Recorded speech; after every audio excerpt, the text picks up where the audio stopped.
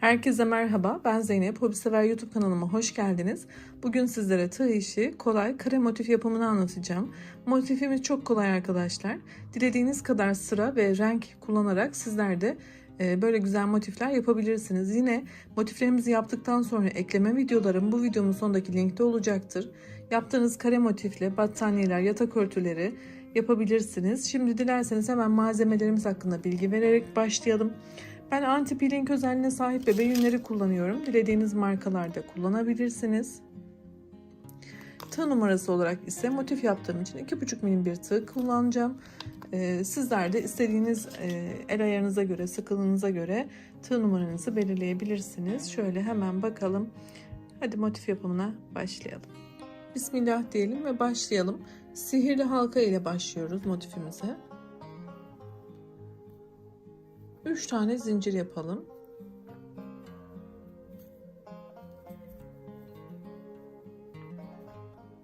Halkamın içerisine 2 tane ikili trabzan yapıyorum.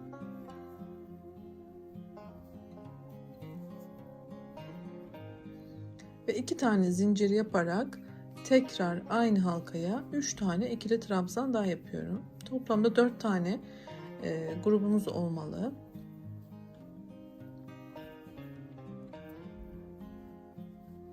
İki zincir, 3 tane ikili trabzan, bir kere doluyorum, ikişer ikişer çıkartıyorum.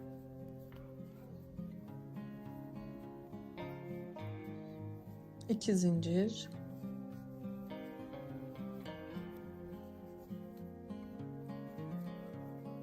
dediğim gibi bu tür motiflerin birleştirmesi, kenar bordürü, kenar oyası bu videonun sonundaki linkte olacak. Şöyle sihirli halkamızı kapatalım.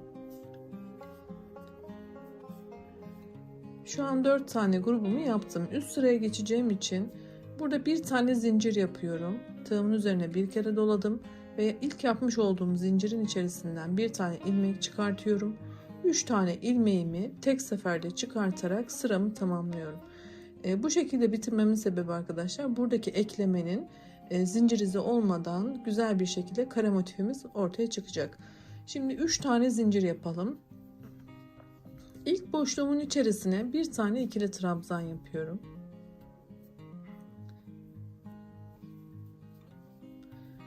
Ve zincirimle birlikte 2 tane ikili trabzanım oldu. Yapmış olduğum 3 tane trabzanın tepesine de birer tane ikili trabzan yapıyorum.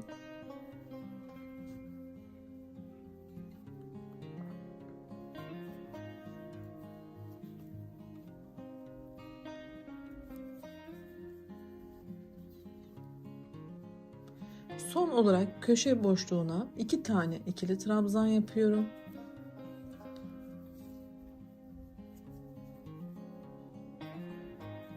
Evet, şöyle sayalım. Bu sırada trabzan sayımız zincirimiz dahil 1, 2, 3, 4, 5, 6, 7 sayısına arttı. Evet, köşeye dönüşlerde 2 tane zincirimizi yaptıktan sonra aynı işlemi burada da uyguluyoruz. Boşlukta 2 tane ikili trabzan, trabzanların tepesine birer tane trabzan,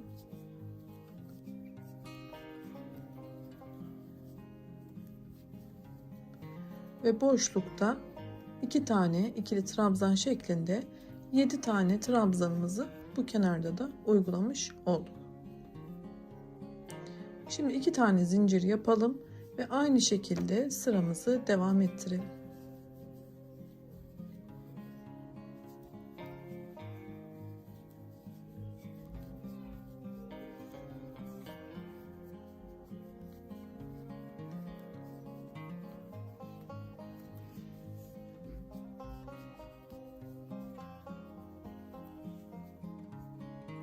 Köşe dönüşümüzde yine 2 tane zincirimizi yapalım.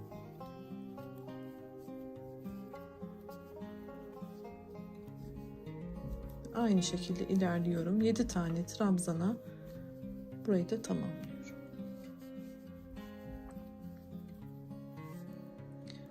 Yine başlangıçtaki ilk boşluğuma da 2 tane ikili trabzan yapıyorum.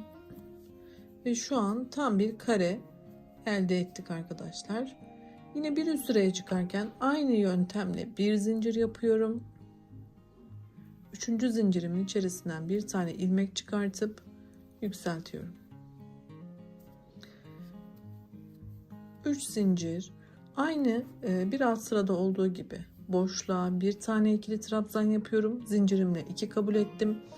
Şimdi burada yapmış olduğumuz 7 tane trabzanın her birinin tepesine birer tane trabzan yaparak ilerliyorum.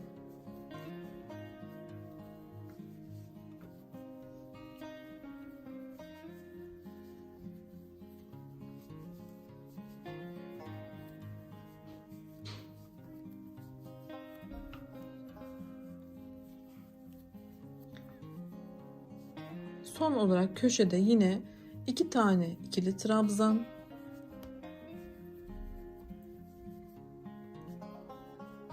hemen sayalım. Aşağıda 7 tane olan trabzanım 1, 2, 3, 4, 5, 6, 7, 8, 9, 10, 11 sayısına yükseldi. Hiçbir farklılık yok. Tekrar aynı şekilde devam ediyorum ve 4 kenarı da bu şekilde tamamlayalım arkadaşlar.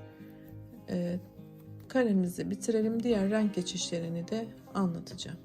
Yapıp geliyorum. Evet, 4 kenarı da tamamladım. Şimdi ipimi keseceğim için arkadaşlar 2 tane zincir yapıyorum ve şuradaki trabzanın tepesinden ilmek kaydırarak eklememi yaptım. Bir zincirimi de yapıp kesiyorum. Renk değiştireceğiz.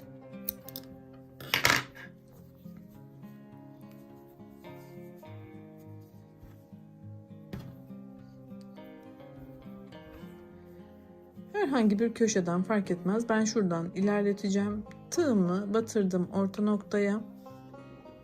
Şu şekilde.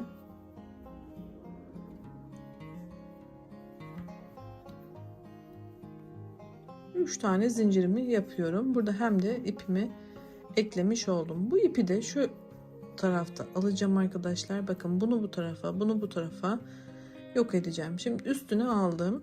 Boşluğun içerisine yine bir tane ikili trabzan yapıyorum.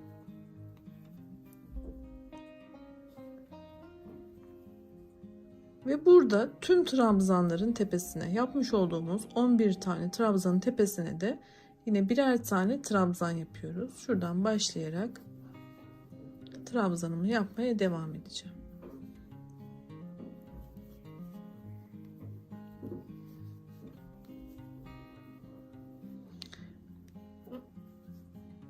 Bu şekilde şu köşeye kadar ilerleyelim. Evet, kenardaki trabzanlarımı yaptım. Köşe dönüşünde yine 2 tane ikili trabzan yapıyorum. 2 zincir, yine boşlukta 2 tane ikili trabzan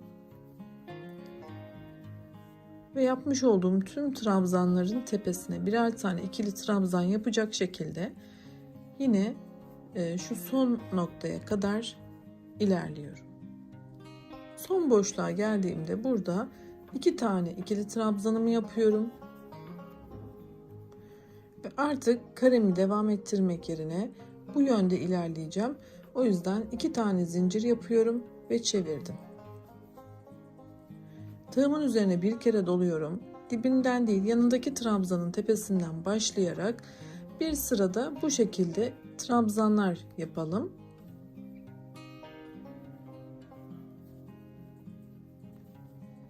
Bu şekilde ilerleyelim. Köşe boşluğunda yine 2 tane trabzan, 2 zincir, tekrar 2 trabzan ve aynı şekilde sona kadar burayı da devam ettirelim. Evet, başlangıç noktama kadar devam ettim. Burada dikkat etmemiz gereken her iki kenardaki trabzan sayısının da eşit sayıda olması gerektiğidir. Şimdi bir üst sıraya çıkalım. Yeni rengimle devam ediyorum. Burada 3 tane zincir yapalım ve ipimizi sıkıştırıp ters çevirelim. Şimdi üzerine aldım. İlk boşluğa değil, ikinci boşluğa batarak trabzanları yapmaya başlıyoruz. Burada da beyaz sırasında olduğu gibi bu yönde ilerledikten sonra tekrar buradan üst sıradan devam ediyoruz. Yani şu şekilde bakın, aynısını yapmış olduk. Şimdi buradan başladık, devam ettik ve yine buradan zincirle yukarıya çıkarak tekrar burada bitiriyoruz arkadaşlar. Modelimiz bundan ibaret. Bunu sürekli tekrar ederek büyük bir kare de elde edebilirsiniz ya da daha sıralarını artırarak karenizi büyütebilirsiniz. Ve birleştirmesini, eklemesini de yine dediğim gibi anlattığım videolarım var. Onlara da bakarak güzel örgüler yapabilirsiniz. Beni izlediğiniz için çok teşekkür ediyorum. Yeni videolarda görüşmek ümidiyle sağlıkla kalın, hoşça kalın.